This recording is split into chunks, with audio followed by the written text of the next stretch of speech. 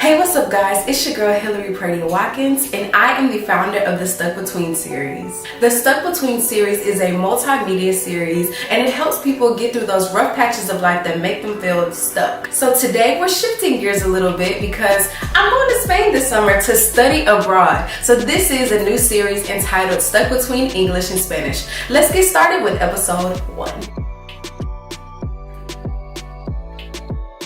So I decided to share my study abroad experience coming up this summer because a couple weeks ago, I posted on my Instagram stories me speaking in Spanish. Para la gente que habla en español, hablo español, estudio en la Universidad de Houston. All the responses were just so overwhelming. I guess I haven't promoted a lot that I do speak the language of Spanish. And so when I posted it, people were, just commenting in my inbox and just saying like, hey, can you teach me Spanish? Or like, hey, how did you even learn the language? Or what do you do on a day-to-day basis to continue learning the language? And so I thought it would be a really cool thing to share with other people my journey, because Spanish has been with me for about 9 years now. And so I wanted to kind of walk everybody through how I got to this point and what's going to take place in Spain. So we got a lot of stuff to cover in episode 1, but I kind of wanted to let you guys know where this whole new series started from.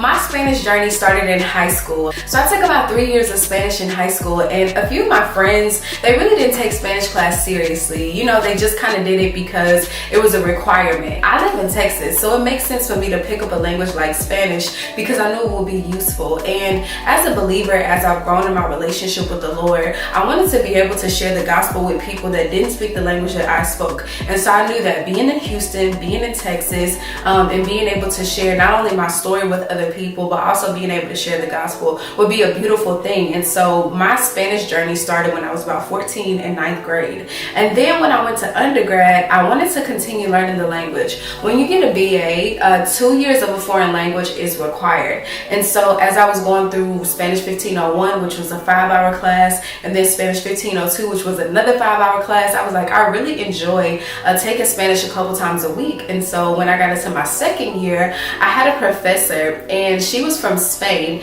and she spoke Spanish like this. Por ejemplo, ¿qué estás haciendo? She spoke with the lisp and I thought she was so cool. She always was playing her music during class. She had us watch películas, which is movies, and she just really put us on this whole culture, which was so new to me and which was so exciting to me. And I was like, man, I really want to learn more about this because it was just a whole new world. Learning from my professor was really cool because she brought Spain, which I didn't meet a lot of Spaniards. Being in Houston, I met a lot of Mexicans, I met a lot of Colombians, I met a lot of people from El Salvador. Even in high school, I had a few friends that were Honduran, but I hadn't met anybody that was from Spain. My professor, she would challenge me to listen to different types of music. So she would give us playlists and tell us to listen to salsa and cumbia, merengue, bachata. And so eventually I started to listen to this music on my own and I fell in love. And then when I was in undergrad, I also started in the mornings, I would work out for about 1.5 hours.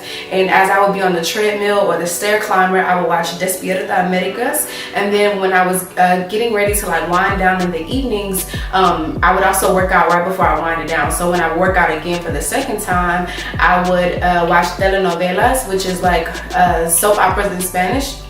And then I would listen to bachata as I wind it down to go to bed. So I heard Spanish all day. In Houston, we have a radio channel called 104.9 and they play all type of urban Latino music. And so I also listened to that and listened to the commercials. And so I found myself wanting to speak Spanish all the time. I had 2 girlfriends that I met in undergrad and they both spoke Spanish. And so they used to make me worship playlists in Spanish, and then they had their cell phones in Spanish. And so I was like, well, it'll be cool for me to challenge myself to use my phone in Spanish. And so when I would get to my GPS, they would give me directions in Spanish. So it's something that I really, really fell in love with. So I had 3 years in high school and then I had 4 years in college because I did all 4 years in college, and I ended up picking up Spanish as one of my minors. So there was this program called Soul Abroad at the University of Houston, which is where I got my degree from, and they would come into all of our classrooms and talk to us about study abroad.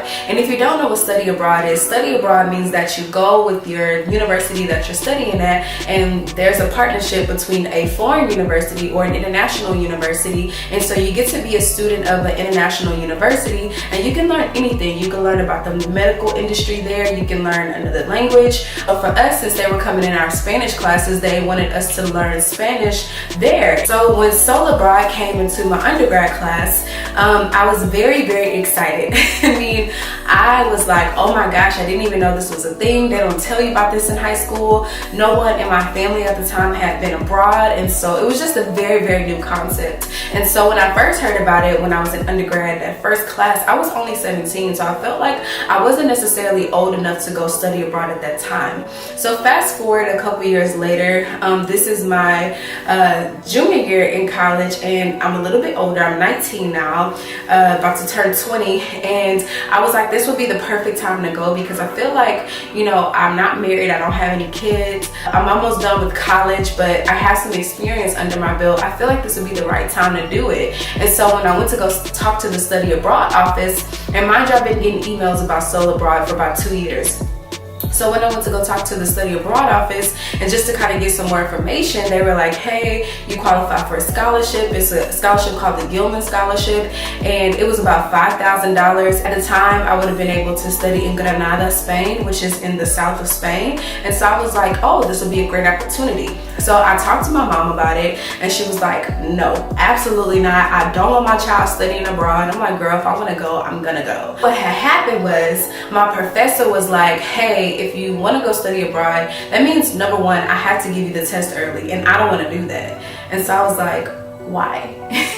And she was like, well, if I give you the test early, it's a possibility that you'll share the answers with your other peers. And I was like, I won't. I'm going to Spain. Spain is more important to me than whatever is happening in the US, especially for this class. And she was like, you can either go and you can miss my class and fail it, or you can stay and have the opportunity to take it when everybody else takes it. And I don't know about you, but I didn't come from a rich household that paid for all my classes. I was working on student loans and a partial scholarship. So I was like, I'm not about to pay for this class again. So ended up not studying abroad, and my study abroad dreams, I feel like, were crushed forever. But then fast forward a few years, now I'm in graduate school, and I'm about to graduate from grad school in December, praise God. So that really got me thinking, like, I'm still in college. I could probably still go study abroad. We actually do have a study abroad program at our school. So I was like, yo, this is like dope. Like, I'm really, really excited about this. And so I called a couple of different professors, finally got down to the right one. And in a week's time, I booked my entire study abroad trip in Spain. I was so excited. I literally would stay up at night just doing everything. So a couple of reasons why I wanted to go abroad is, number one, I love the language and I love the culture. And also, I feel like my Spanish is pretty good, but it's not perfect. I don't feel 100% confident. Even recording this whole series, y'all, like, it's really an act of faith. I'm doing this bold afraid, if you know what that means. Like, I'm doing it in a bold way where I'm trying to display confidence, but high-key, I'm very, very nervous about this experience. A lot of people have already told me, girl, I'm vicariously living through you. And so that means that, you know, the mistakes that I make, I'll have to share. And I don't really know what I'm doing. I'm just kind of going with it as it flows. And so I'm really excited about that. And it's something about the unknown that's exciting and also scary. So I'm going abroad to really challenge myself and get out of my own head when it comes to my small life and my small plan. And I really want to see how the world works together. So this is really about, for me, just learning something new. Lately, I've really been craving doing things that I've never done before. People always ask me, like, girl, how are you gonna do this? You're married. And my response is this: My husband is so supportive, and when the opportunity came and I told him that I really wanted to do this, he was like, you wanted to do this before you married me, so I know that you're not, even though it seems like you booked everything quickly, I'm excited for you because it's not a decision that you made overnight. This is something that you've been dreaming about since you were 17 years old when you first went to college. So the fact that you're 25, you're older, you're much more mature, I trust that you actually need this trip. So for me, when he said that, it was very encouraging to know, like, girl, you made the right choice. The goal for this trip for me is learning Spanish, yes, is number one, but number two is about growing in womanhood and self-discovery. So if you feel like that's something that you need as well, don't be afraid. Even if it's not a study abroad trip, don't be afraid to go somewhere by yourself for a week and enjoy and explore. Kind of like the Eat, Pray, Love movie. One of my friends just put me on a couple weeks ago, and I was just like, yes, I feel exactly like that. Yes. So I'm really excited about everything that's about to come on this trip. I know that I'm gonna be vlogging a lot. I will share a lot of my story with you all, the ups and the downs. I told my mom I'm prepared to cry because I feel like when you're in a new place with new people, I'm also staying with the host family, and I've been introduced to her virtually, so you know, they're not my family yet, and so I know that there's gonna come a point where I'm like, bro, I'm sick of folks speaking in Spanish around me, but it's something that I need. Frustration is not always a bad thing. It stretches you, but it causes you to grow.